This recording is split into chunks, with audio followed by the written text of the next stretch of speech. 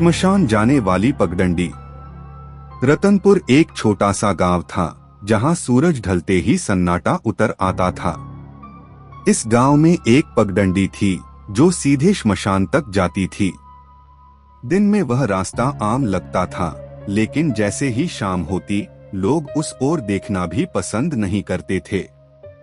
गांव के बुजुर्ग कहते थे कि वह सिर्फ श्मशान तक नहीं जाती, बल्कि वहां से कुछ अनदेखी चीजें भी लौटती हैं। अमित शहर से पढ़ाई करके हाल ही में गांव लौटा था। उसे इन कहानियों पर जरा भी यकीन नहीं था।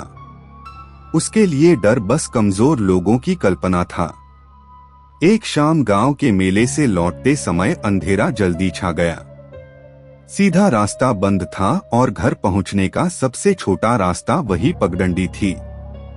माँ ने जाते वक्त चेतावनी दी थी, बेटा रात होने से पहले लौट आना, श्मशान वाली पगडंडी से मत जाना। अमित मुस्कराया और बोला, माँ ये सब पुरानी बातें हैं। रात के 9 बज चुके थे जब अमित उस पगडंडी पर कदम रखता है। चारों ओर गहरे पेड़, ठंडी हवा और बिना वजह सरसराते सूखे पत्ते। सन्नाटा इतना गहरा था कि दिल की धड़कन साफ सुनाई दे रही थी। चलते चलते उसे महसूस हुआ कि कोई उसके पीछे चल रहा है। उसने पलटकर देखा, लेकिन वहां कोई नहीं था। फिर भी जमीन पर उसकी परछाई के साथ एक और परछाई दिखाई दे रही थी। जैसे जैसे वह आगे बढ़ा, श्मशान नजदीक आने लगा। बुझी हुई राख के बीच एक चिता अब भी जल रही थी। उसी आग के पास सफेद साड़ी पहने एक औरत खड़ी थी, पीठ उसकी ओर किए हुए। अचानक उसने धीमी आवाज में कहा, बेटा रास्ता भटक गए हो क्या?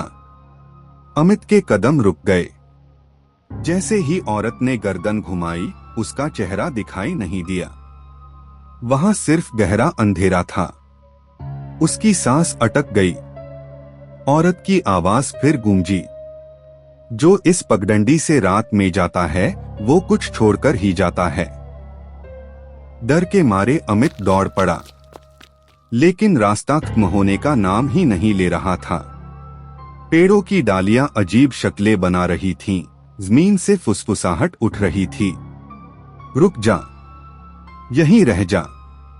सुबह जब सूरज निकला, गांव वालों ने अमित को उसी पगडंडी के किनारे पड़ा पाया। वह जिंदा था, लेकिन उसकी आंखों की चमक बुझ चुकी थी।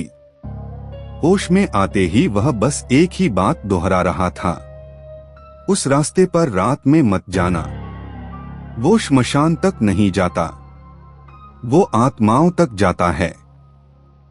आज भी रतनपुर में सूरज ढलते ही लोग कहते हैं, श्मशान जाने वाली पगडंडी से रात में मत जाना, क्योंकि वो रास्ता नहीं, बुलावा है।